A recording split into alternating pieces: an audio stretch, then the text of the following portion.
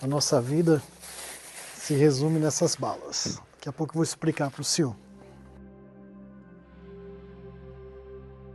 A minha vida sempre foi muito difícil, né? Meu pai, né, entrou nas drogas, começou a vender algumas coisas também dentro de casa.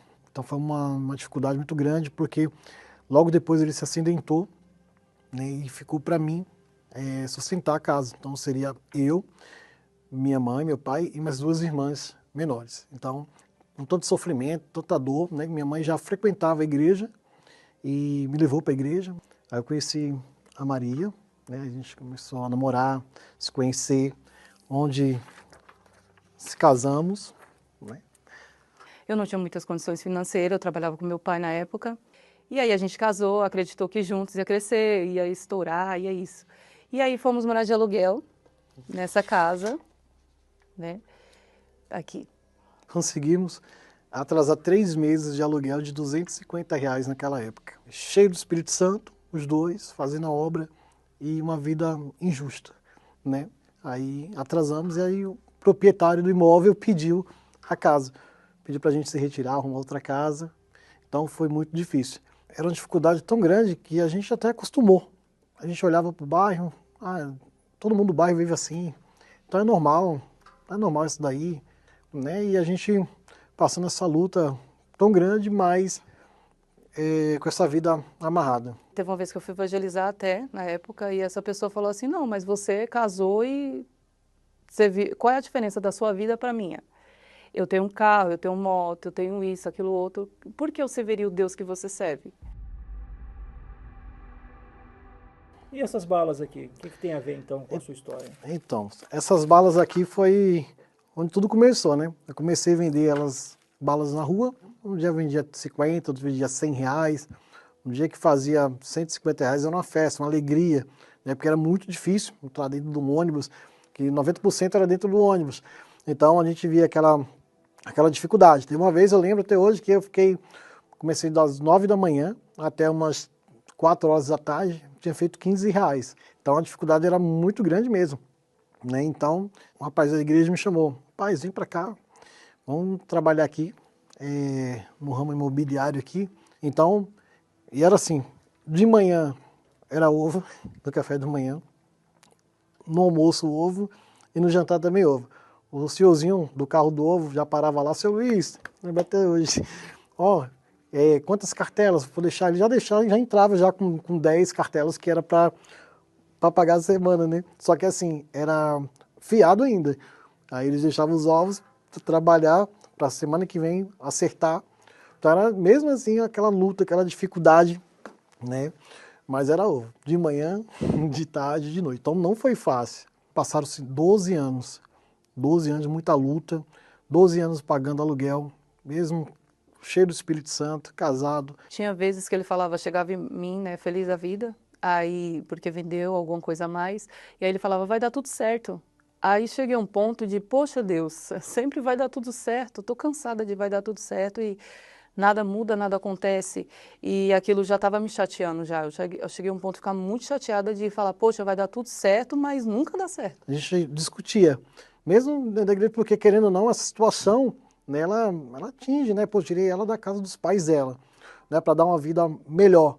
E ficou uma vida pior, né? E agora não tem mais o pai dela. No caso era eu e ela. Então a gente sabia o que fazer. Então, teve um dia, aí eu pedi para Deus, pedi uma casinha para ele simples, ele me deu essa casinha. Só que um dia choveu e aí começou a molhar tudo.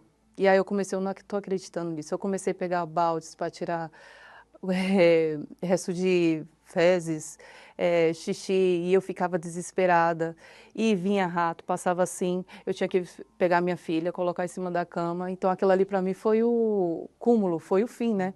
Quando ele chegou, eu estava desesperada. E brava, porque, poxa, onde você colocou a gente? Olha a situação, poxa, servindo a Deus, né? Então aquilo ali foi uma revolta, né? A gente nem conseguiu dormir aquela noite tirando água e revoltado, né, contra aquela situação. Poxa, não é justo, poxa, buscar um Deus tão grande, Deus tão poderoso e olha isso aqui, olha a situação dessa casa aqui. Então a gente foi por aí, vamos pensar, tem alguma coisa errada. E o erro não está em Deus, está na gente. Então a gente tem que tomar uma certa atitude, a gente tem que fazer algo para chamar a atenção de Deus. Aí veio a proposta da Fogueira Santa de Israel. A gente aproveitou essa oportunidade, né? Porque o altar, a gente via ali como se fosse ali o tribunal de Deus. A gente falou para Deus, ó Deus, se não acontecer, não é só eu que vou ficar envergonhado, não. O Senhor também. O Senhor vai ficar envergonhado, porque a gente serve o Senhor já tem um tempo. Olha a situação que a gente está, e eu vou fazer aqui a minha parte, e a gente espera que o Senhor faça do Senhor também. Porque como é que o Senhor vai ser glorificado numa vida dessa? Não é melhor morrer. Né? Melhor morrer do que viver numa situação dessa. Então a revolta já ardia ali, a gente já tinha aquela força de falar com Deus, né? Poxa, a gente tinha certeza, antes de colocar o sacrifício, nosso voto no altar, a gente já tinha certeza que Deus já respondeu, porque a gente já desceu já diferente, né? Com a mente transformada, uma força assim que esse mundo desconhece, que a gente nunca teve, né? E onde as coisas começaram a acontecer. Primeiro, abriu a visão, onde Deus foi dando a sabedoria e entendimento que a gente ia fazer. Então as coisas foram acontecendo. Então eu fiz minha primeira locação, né? Peguei R$1.000, para quem ficava às vezes 8, 10 horas no dia para fazer 50, 100, que num dia eu fiz R$15 num dia, em pouco tempo eu fechei R$1.000. Falei, poxa, então Deus já começou a julgar a causa. Então a gente fechou outra. Aí fechamos R$10.000. Aí falei, poxa, então já tinha algumas contas para trás, então a gente pagou, né? A gente alugamos uma casa melhor, mas dessa vez não atrasamos aluguel. Então, depois aí do ramo em 3 anos, né, trabalhando nos imóveis, a gente conseguiu pagar, né, as contas, os débitos que tinha, as dívidas que acumulavam, né? E aí Deus foi, abençoou a gente, compramos nossa primeira casa e foi a casa. E aí veio a ideia, a gente vai ter que investir em outra casa para poder estar realocando essa, né? E aí a gente alugou essa, que a gente tem a piscina, e aí compramos outra casa. E Deus, ele vem nos proporcionando muitas bênçãos, porque não foi fácil, mas destravou a nossa vida. E eu vejo Deus. E hoje que a gente não tinha nenhuma casa, atrasamos 3 meses, né, de locação, de aluguel atrasado, administramos mais de 100 casas de aluguéis, né, hoje na Zona Sul. Fazemos questão de morar no mesmo lugar, porque como está escrito que no lugar da vergonha tereis dupla honra, então nós temos 2 casas, eram 3, que uma a gente, na fase de acabamento, demos para minha mãe, que estava morando de aluguel também. Graças a Deus, e nós temos certeza que ele julgou a nossa causa, né? Hoje nós temos uma vida que a gente não imaginava ter, a gente come nos melhores lugares, né? Mas isso não foi para nos glorificar, foi para glorificar a Deus. Tudo para a glória dele, né? Porque, primeiramente, o Espírito Santo, né? Que a gente foca. É o segredo, né? É o segredo, essa alegria, essa força. Pessoal, mas como assim? Tão rápido aconteceu? Mas não foi rápido. Ou estão fazendo coisa errada.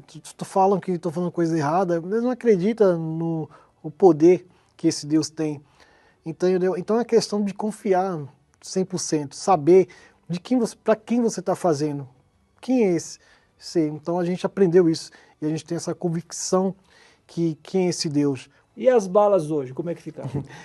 As balas hoje é só para adoçar um pouquinho, né, o paladar, porque graças a Deus a vida já está doce. É sobre isso.